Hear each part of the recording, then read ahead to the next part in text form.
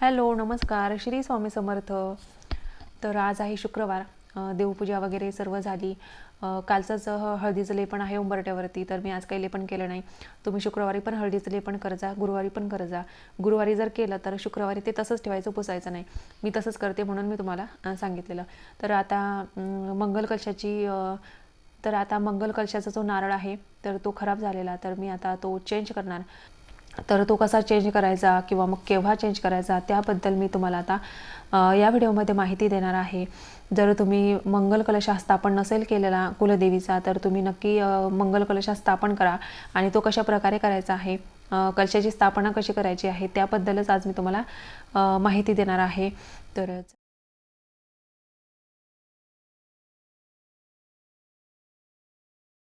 तर इथे आता मी इंडक्शन आणि गॅसची पूजा करत आहे. तर जास्त प्रमाणात मी इंडक्शनचाच वापर करत असते, मग त्याच्यामुळे मी इंडक्शनची सुद्धा पूजा करत असते. आपल्याला शुक्रवारच्या दिवशी गॅसची पूजा करायची असते, अर्थात आपल्या अन्नपूर्णा मातेची आपण पूजा करत असतो. कारण की आपण पैसे कशासाठी कमवतो? खाण्यासाठी. आणि जेवण आपण कशावर बनवतो? गॅसवरच. तर मग तीच आपली अन्नपूर्णा माता आहे. आपल्या किचनमध्ये अन्नपूर्णा मातेचा वास असतो. मग अशा प्रकारे शुक्रवारी अन्नपूर्णा मातेची पूजा करून तिच्याबद्दलची जी कृतज्ञता आहे ती आपल्याला व्यक्त करायची असते आणि तिचे आभार पण मानायचे असतात. शुक्रवारी फक्त शेगडीचीच पूजा नाही करायची, त्याची साफसफाई करून मग त्याची नंतर पूजा करायची असते. तेव्हाच मग अन्नपूर्णा माता आपल्या किचनमध्ये प्रसन्न राहील. आणि ती प्रसन्न असेल ना, तर नक्कीच आपल्या किचनमध्ये कशाचीही कमी ती पडू देणार नाही. त्यासाठी मग आपल्याला अन्नपूर्णा मातेची पूजा करायची असते. आपल्या देवघरात अन्नपूर्णा मातेची मूर्ती पण पाहिजे असते. ज्या घरात अन्नपूर्णा मातेचं पूजन होतं तर त्या घरात कधीही अन्नाची कमी भासत नाही. तर यासाठी मग आपण तिची पूजा करायला पाहिजे शुक्रवारच्या दिवशी. अन्नपूर्णा माता आपल्या किचनमध्ये प्रसन्न राहण्यासाठी काय करायचं? आपण जे जेवण बनवतो तर ते कधीही वाया घालू नये. कुठे कुठे काय होतं, अन्न खूप प्रमाणात वाया पण घालवतात. मग याने काय होतं, अन्नपूर्णा माता नाराज होते. जेवढं लागतं ना तर तेवढंच आपण बनवायला पाहिजे. एक घरात किती माणसं आहेत त्यानुसार आपण रोजच बनवतो, तर आपल्याला अंदाज तर येतोच ना. तर एखाद्या वेळेस समजा शिल्लक जर राहिलं, ते डस्टबिनमध्ये न टाकता तुम्ही बाहेर कुत्र्यांना किंवा मांजरींना देत जा, ते पण खातात. अन्न फेकल्याने काय होतं, अन्नपूर्णा माता नाराज होते आणि आपल्या घरातून बाहेर निघून जाते. तर गॅसची पूजा करून घेतलेली. त्यानंतर मग आज मंगल कलशाची मला पूजा करायची होती. त्याचा नारळ मला चेंज करायचा होता. तर पूजेसाठी काय काय लागतं, इथे आंब्याची पानं घेतली, एक तांबा आहे तांब्याचा, तो क्लीन करून घेतला. त्यानंतर मग देवीला गजरा आणत असते मी शुक्रवारी आणि मंगळवारी. तर कालच मी गजरे आणून ठेवले, 2 आणले गजरे. कारण की मग देव्यांना आणि मंगल कलशाला पाहिजेतच, शुक्रवार होतं त्याच्यामुळे. तर जे काही साहित्य लागतं ते एका ताटामध्ये मी इथे काढून ठेवते. सर्वच एकत्र घेऊन गेल्यानंतर मग परत परत उठायला नको, त्याच्यामुळे सर्व साहित्य मी सोबतच मग घेऊन जाते. आणि तुम्ही इथे नारळ बघू शकता, किती खराब झालेला नारळ. मला ना नवरात्रीमध्ये चेंज करायचा होता, पण तेव्हा टाईम नाही मिळाला मला. तर म्हणजे एकदम सडायला लागला होता, इतका खराब झालेला. त्यानंतर पानं हिरवीगारच होती. मी दसऱ्याच्या दिवशी चेंज केलेली पानं, तर वाळली नाही. आंब्याची पानं लावल्यानं काय होतं, ते सुकत नाहीत, 8 दिवस तरी सुकत नाहीत, हिरवेगार राहतात. त्याच्यामुळे मी आंब्याचीच पानं लावत असते कलशाला. नागवेलीची पानं दुसऱ्या दिवशीच सुकायला लागतात. मंगल कलश इथे मला आता चेंज करायचा, त्यामुळे जे नाणं आहे, सुपारी आहे, ते मी काढून घेतलेलं आणि हे पाणी मी तुळशीला घालणार. तर तांबा पण मी स्वच्छ क्लीन करून घेतला. त्यानंतर स्वस्तिक काढलं त्याच्यावरती. स्वस्तिक काढल्यानंतर आपल्याला तांब्याला 5 बोटं हळदीचे आणि 5 बोटं कुंकवाचे लावायचे आहे. इथे लाईट गेली होती म्हणून तुम्हाला अंधार दिसत असेल. त्यानंतर मग आपल्याला तांब्यामध्ये स्वच्छ पाणी घालायचं आहे ताजं. आणि नारळ बुडेल इतकंच आपल्याला पाणी घालायचं, जास्त पण कमी नाही घालायचं. एकदम तांबा भरून पण नाही टाकायचा, कारण की नारळ जेव्हा ठेवतो ना तेव्हा ते सांडतं पाणी, त्याच्यामुळे.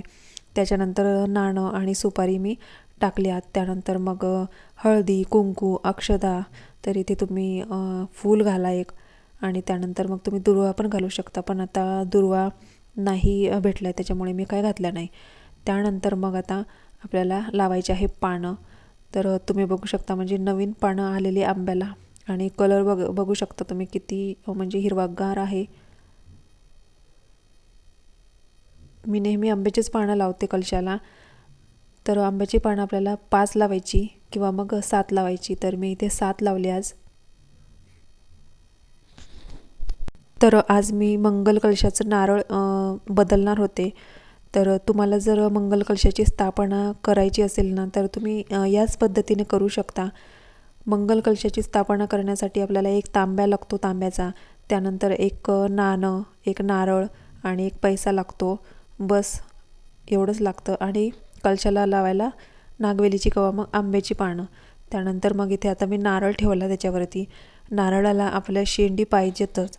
बिना शेंडीचा नारळ तुम्ही इथे ठेवू शकत नाही. आणि नारळ ठेवण्याची पण एक पद्धत असते. जो शेंडीचा भाग असतो तो वर करायचा असतो आपल्याला. त्यानंतर मग इथे आता मी देवी आईला कुंकू आणि हळद लावून घेते. एक मन होत होतं की आपण मळवट भरूया, एक मन म्हणत होतं की नाही असंच साधंच कुंकू लावूया. असं पूजेला बसल्यानंतर कितीकच विचार चालू असतात, असं करू तसं करू, पण जे देवी आईला पाहिजे असतं तेच आपल्या हातून ती करून घेते. त्यानंतर मग असं साधंसंच कुंकू लावलं, हळद लावली. त्यानंतर मग हे नवीन मंगळसूत्र मी आणलेलं आहे देवी आईसाठी. देवीला गेले होते बघा नवरात्रामध्ये, तेव्हा तिकडूनच देवी आईसाठी मंगळसूत्र आणलं. कारण की जे जुनं होतं ना, तर त्याचा कलर कमी म्हणजे गेला होता कलर त्याचा, त्याच्यामुळे मग मी ते काढून टाकलं, त्याचं विसर्जन केलं आणि नवीन मंगळसूत्र आणलेलं, म्हणजे 2 आणलेले. तर हे आईला घातलं आज, म्हणजे दसऱ्याच्या दिवशी मी घातलं होतं. तर हेच आता वापरायला काढणार मी, आणि दुसरं आहे ते ठेवून दिलेलं. त्यानंतर मग आईला इथे नथ पण घातली. आज एकदम मनात आलं की देवी आईला आपण छान सजवूया. छान तिला नथ, मंगळसूत्र, तिला गजरा, असं म्हणजे आज शुक्रवार होता ना, त्याच्यामुळे मग आपण शुक्रवारी या गोष्टी करायला पाहिजे देवी आईसाठी. तर इथे आता गजरा वाहून घेते. शुक्रवारी गजरा वाहायचा देवीला. शुक्रवारी आणि मंगळवारी गजरा वाहायचा. आणि मी एक आर्टिफिशियलसुद्धा गजरा आणला आहे. इतर दिवशी मग तोच घालून देते आणि शुक्रवारी मंगळवारी फुलाचा घालते. त्यानंतर मग आता तुम्ही बघू शकता देवी आई तयार झालेली. त्यानंतर मग धूप दीप दाखवून मंगल कलशाला आपल्याला देव्हाऱ्यामध्ये ठेवून द्यायचं. आणि तुम्हाला प्रश्न पडेल की मग आता मंगल कलश कोणत्या साईडला ठेवायचा देव्हाऱ्यामध्ये. तर तुमची दिशा कोणतीही असो मंदिराची, तुम्ही देवाकडे तोंड करून बसलात ना, तर तुमच्या डाव्या हाताने तुम्हाला मंगल कलशाची स्थापना करायची आहे. आणि शेजारी तुम्ही तुमचं जे कुलदैवत आहे त्याचा फोटो पण मंगल कलशाच्या ठेवू शकता. तर अशा प्रकारे मंगल कलशाची इथे स्थापना झालेली आहे. त्याचा नारळ चेंज करून झालेला आहे. तर यातलं पाणी कधी चेंज करायचं किंवा मग याची पानं कधी चेंज करायची, त्या पाण्याचं काय करायचं, किंवा मग जे पानं आहेत त्याचं काय करायचं, किंवा नारळ खराब झाला तर मग तो कधी बदलावा. तर हे व्हिडिओच्या शेवटला मी तुम्हाला सर्व माहिती देणार आहे. व्हिडिओ तुम्ही पूर्ण बघा.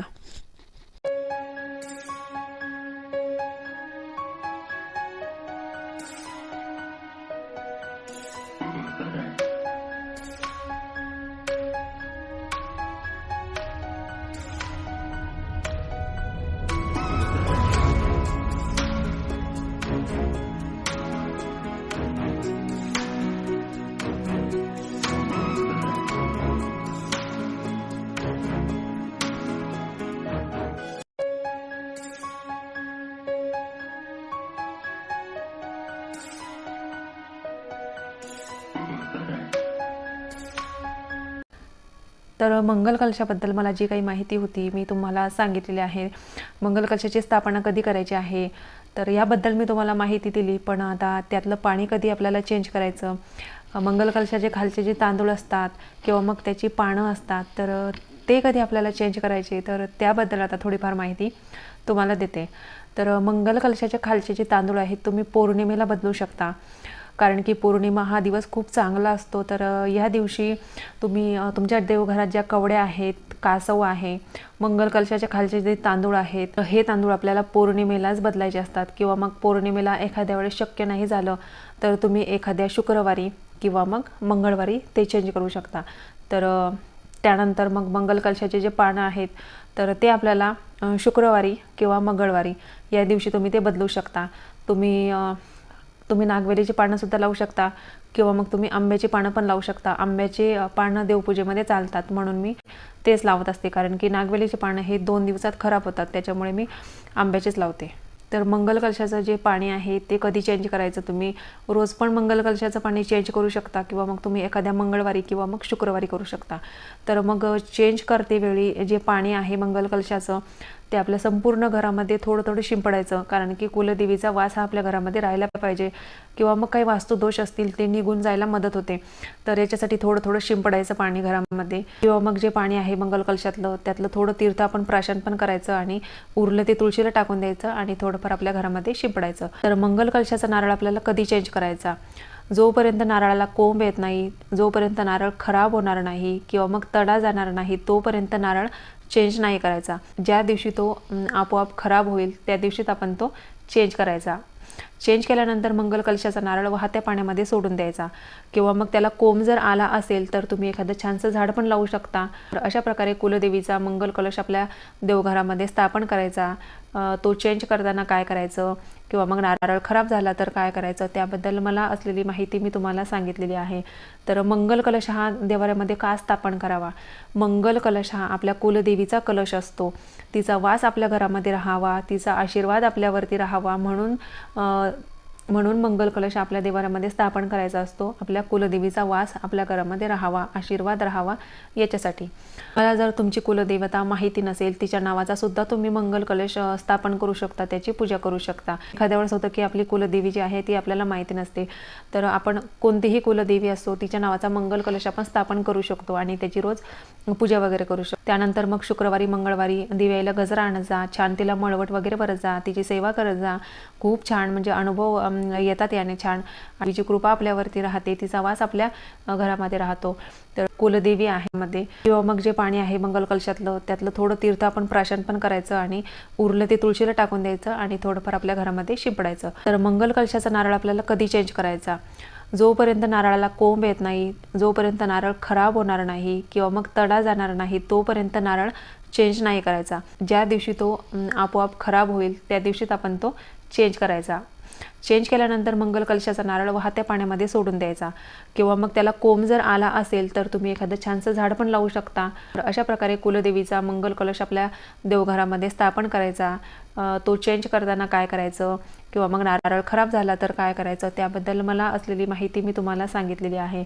तर मंगल कलश हा देवाऱ्यामध्ये का स्थापन करावा, मंगल कलश हा आपल्या कुलदेवीचा कलश असतो, तिचा वास आपल्या घरामध्ये राहावा, तिचा आशीर्वाद आपल्यावरती राहावा म्हणून मंगल कलश आपल्या देवाऱ्यामध्ये स्थापन करायचा असतो। आपल्या कुलदेवीचा वास आपल्या घरामध्ये राहावा, आशीर्वाद राहावा याच्यासाठी।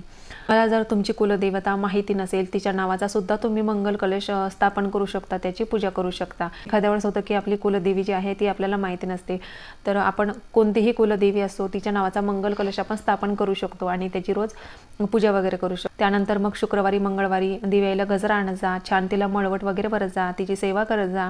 खूप छान म्हणजे अनुभव येतात याने छान, तिची कृपा आपल्यावरती राहते, तिचा वास आपल्या घरामध्ये राहतो।